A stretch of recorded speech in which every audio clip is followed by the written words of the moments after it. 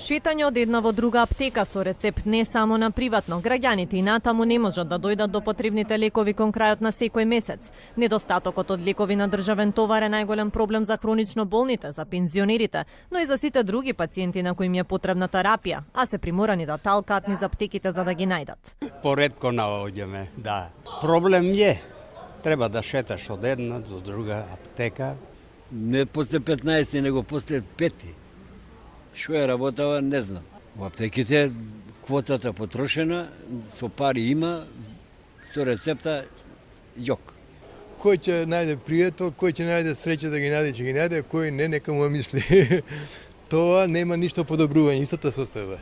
Според неофицијални информации на телевизија 24, фондот веќе изготвил документ за прераспределба на квотите, според кој остануваат нераспределени околу 11 милиони денари. Но директорот на фондот тврди дека документот не е ниту доставен на управен одбор, ниту пак има статус на официјален. Дончев вели дека се работи на нова методологија за распределба на квотите, но конечно решение се уште нема. Фондот за здравство работи на нова методологија за прераспределба на квотите со цел да постигнеме подобар резултат за осигурениците во смисла на поефикасна прераспределба на квотите, но до сега се е во рамки на внатрешни документи и не сме доставиле никаква одлука за разгледување од страна на управниот одбор. Проблемот со недостатокот на лекови на рецепт беше едно од итните прашања со кои новата реформска влада велеше дека ќе се зафати.